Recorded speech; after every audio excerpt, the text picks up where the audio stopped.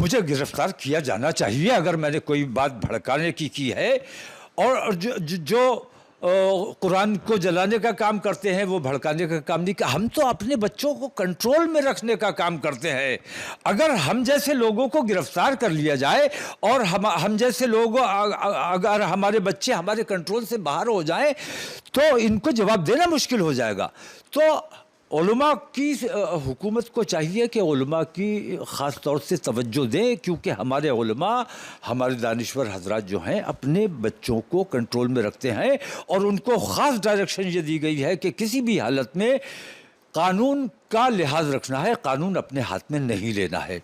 मैंने जो कुछ भी कहा है, अगर आरएसएस की तरफ अंगुष्ठ नुमाई करना ये इसके लिए मैंने कोई गुनाह किया है तो मुझे गिरफ्तार किया जाना चाहिए।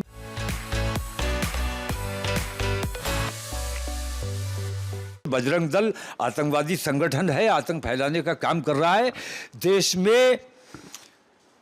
देश को नुकसान पहुंचाने का ये लोग काम कर रहे हैं। हमें इनसे तकलीफ ये नहीं है कि ये मुसलमानों का नुकसान कर रहे हैं, बल्कि हमें तकलीफ ये है कि मुसलमानों का ये समझ रहे हैं कि हम नुकसान कर रहे हैं, असल में ये देश का नुकसान कर रहे हैं। हम देश प्रेमी लोग हैं और देश का नुकसान हमें तकलीफ पहुंचाता है।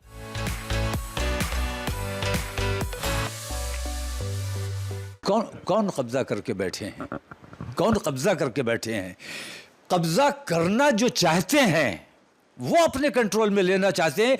हुकूमत ये बताए कि औकाफ की अगर उसके दिल में हमदर्दी है, तो मैंने पहले भी ये बात कही है, हुकूमत ने कितनी जायदादों पे हमारी कब्जा किया हुआ है, कितने सरकारी दफ्तर हमारी जायदादों में हैं।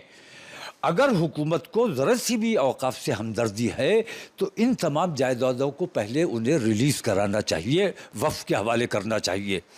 हम ये जो बिल लाने की कोशिश की जा रही है, इसको हम औकाफ के या ज़मीन के ताल्लुक़ से नहीं देख रहे हैं, बल्कि इसको हम मज़हब में मदाखलत के हिसाब से देख रहे हैं। ये एक तरह से शरीयत में मदाखलत है और ये बर्दाश्त नहीं किया जाएगा। और इसके लिए हम किसी भी हद तक जा सकते हैं। हमारी अगली मीटिंग इंशाल्लाह दिल्ली में होने वाली है। उससे पहले चाहें तो मुझे गिरफ़्तार कर सकते हैं, मुझे कोई दिक्कत नहीं है।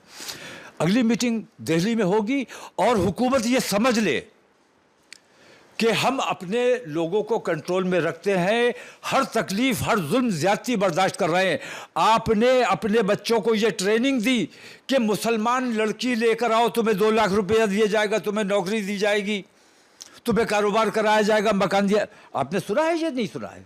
तो आप अपने ये किसका नुकसान कर रहे हैं? आपको ये लगता है कि ये मुसलमानों का नुकसान है, लेकिन सच्चाई ये है कि वो हिंदू बच्चा, वो हिंदू हमारा लड़का जो मुसलमान लड़की लेके आ जाएगा, उस पे अधिकार तो एक हिंदू लड़की का था। तो हिंदू लड़की का जो अधिकार मारा जा रहा है, इसका जवाब दे ये विश्व हिंदू परिषद और बजरंग दल जैसे और आरएसएस जैसे संगठन है, इसके जवाब दे। हिंदू बेटियां हमारी बैठी रह जाएंगी, मुसलमान बेटियां आपके घरों में जाके बैठेंगी। क्या ये हिंदू समाज को ये बात अच्छी मालूम हो रही है? ये मुसलमान को तकलीफ पहुंचाने का इनको लगता है कि तकलीफ पहुंचा रहे हैं, लेकिन असल में ये हिंदुत्व को नुकसान पहुंचाने का काम कर रहे हैं, हिंदू समाज को नुकसान पहुंचाने का काम कर रहे हैं। और अगर हिंदुओं का सबसे बड़ा कोई दुश्मन है तो ये आतंकवादी संगठन, इन पर पाबंदी लगाई जाना बेहद जरूरी है, देश हित में है।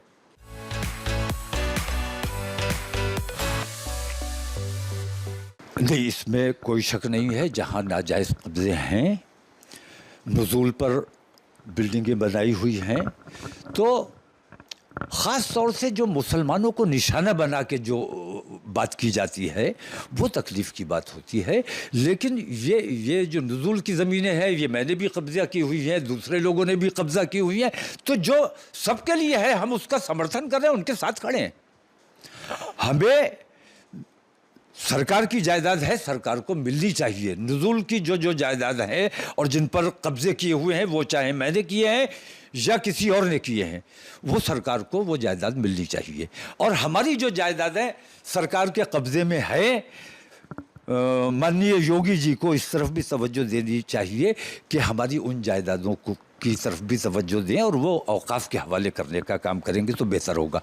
इस तो ऐसा लगेगा। मैं योगी जी के बारे में मैंने पहले भी कहा है कि कुछ एक बातों को छोड़ के मैं देखता हूँ कि योगी जी का जो मामला है, जैसे मैं एक बात से बहुत मुतासिर हुआ, अयोध्या में कुछ लोग टोपी लगाकर, अयोध्या का ही शायद वाकया है, कुछ लोग टोपी लगाकर किसी मंदिर में गोश्त डालने, गौमांस डालने जा रहे थे। उन लोगों को पकड़ लिया गया और ये अगर वो चाहते, हुकूमत चाहती, योगी जी चाहते तो उनको मुसलमान ही दिखा के और मुसलमानों पर कार्रवाई की जा सकती थी, लेकिन योगी जी ने उस मामले को खोल दिया और ये बता दिया कि ये काम हिंदू करने जा रहे थे। मंदिर की बेहुरमती भी होती, मंदिर में मांस फेंका जाता और गाय का गोश्त उनके पास से बरामद हुआ और टोपियां मुसलमान जैसी शक्ल बनाकर वो गए थे, तो उन लोगों को गिरफ्तार किया गया, उनके खिलाफ कार्रवाई की। तो ऐसी कुछ चीज़ें हैं, इनसे ऐसा लगता है कि योगी जी जो है ये किसी हद तक राजधर्म का पालन कर रहे हैं। बाकी हमारी जो और दिक्कतें हैं, परेशानियां हैं, अगर उस तरफ भी तवज्जो देंगे तो जो थोड़ी बहुत दूरी है उसको भी ख़त्म किया जा सकता है। लेकिन हमें भारतीय जनता पार्टी से कोई दिक्कत नहीं है, आरएसएस से कोई दिक्कत नहीं है। अगर ये ईमानदारी से अपना काम करते हैं तो हमें हुकूमत का साथ देने में भी कोई परेशानी नहीं है। लेकिन हुकूमत जब सरासर बेईमानी कर रही है तो हमारा ज़मीर हमें इजाज़त नहीं देता कि हम खामोश रहे। जहाँ गलत होगा, जो गलत करेगा, हमारी जिम्मेदारी है। हमें अल्लाह ने ज़ुबान दी है, किसी का बाप की ताकत नहीं है कि हमारी ज़ुबान को रोक सके। हमें जो देश हित में होगा, जो हमारे समाज के हित में होगा, जो हमारे आइन हमें इजाज़त देता है, उतना काम हम ज़रूर करेंगे और हमें करना चाहिए। कानून व्यवस्था तो सच्ची बात यह है कि बहुत अच्छी नहीं है और गुंडागर्दी चरम पर है और गुंडों को खुली छूट है। मुसलमानों के ख़िलाफ़ कुछ भी करने की खुली छूट है, खुली आज़ादी है। अब ये केंद्र सरकार की तरफ से उन्हें ऐसे आतंकवादियों को समर्थन मिलता है या प्रदेश सरकार की तरफ से समर्थन मिलता है, इस बारे में मुझे इल्म नहीं है। लेकिन इस किस्म की हिंदूवादी जो गतिविधियां हैं, जो देश के लिए और हमारे प्रदेश के लिए हानिकारक हैं, इन गतिविधियों पर पाबंदी लगाई जानी चाहिए, इस पर अंकुश लगाना चाहिए।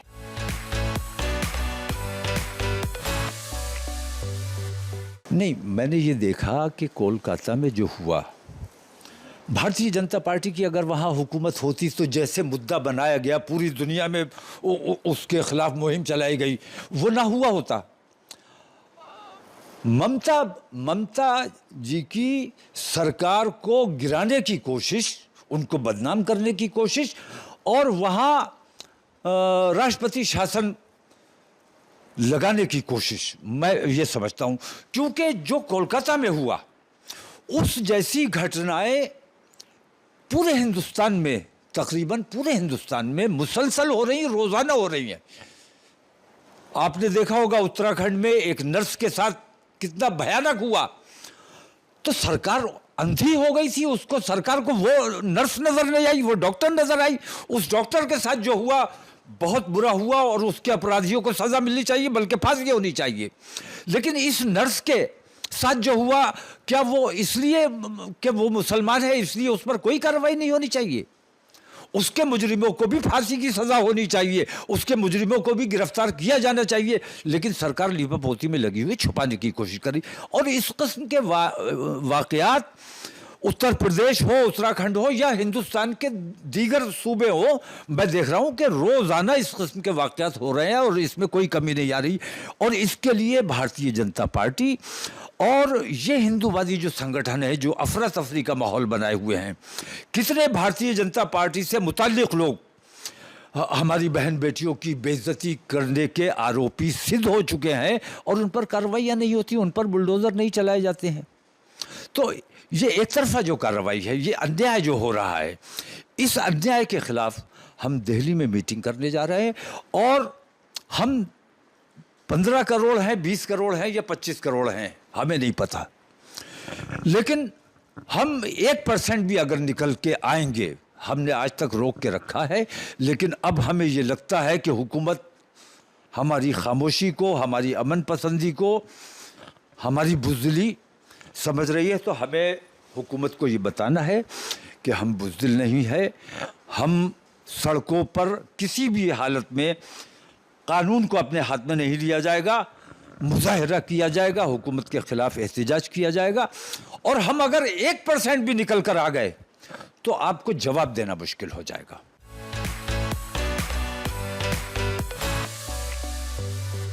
नहीं, मैं बता रहा हूं कि हमने बहुत एहतियातें रखी हैं और हम ये नहीं चाहते कि मुसलमान सड़कों पर आए और उसकी वजह से माहौल कुछ गर्म हो और हिंदुस्तान में कुछ इस किस्म का माहौल पैदा हो और लोगों में बेचैनी पैदा हो। हमने रोक के रखा हुआ है। अब हमें हमारे लोग कहने लगे कि भाई आप बुज़दिल हो, आप लोग कुछ नहीं करोगे, ना करने दोगे। तो मुझे ऐसा लगता है कि हमारे उलमा के और हमारे कंट्रोल से अगर हमारे नौजवान बाहर चले गए तो मुल्क के लिए बेहद घातक हो सकता है, क्योंकि हिंदू समाज के जो नौजवान हैं जिनके दिलों में नफ़रत कूट कूट कर भर दी गई है, उनको कंट्रोल करने वाला मैं देख रहा हूं कि कोई नहीं है। उनसे बात करने वाला, उन्हें समझाने वाला कोई नहीं है। इधर से भी अगर समझाने वाले हट गए और ये नौजवान आमने सामने आ गए तो हमारे देश की क्या स्थिति हो सकती है। उससे बचाने के लिए हम ये चाहते हैं कि अपने नौजवानों को हम कानून के दायरे में रहते हुए, संविधान का पालन करते हुए, संविधान की हिफाजत के लिए, अपने देश के तिरंगे की हिफाजत के लिए, देश के लोकतंत्र की हिफाजत के लिए हम अपने नौजवानों के हाथ में तिरंगा झंडा देकर इंशाल्लाह दिल्ली कूच करेंगे और रामलीला ग्राउंड में इंशाल्लाह हमारा मुजाहरा होगा। उसकी तारीख हम जल्द आपको बताने वाले हैं।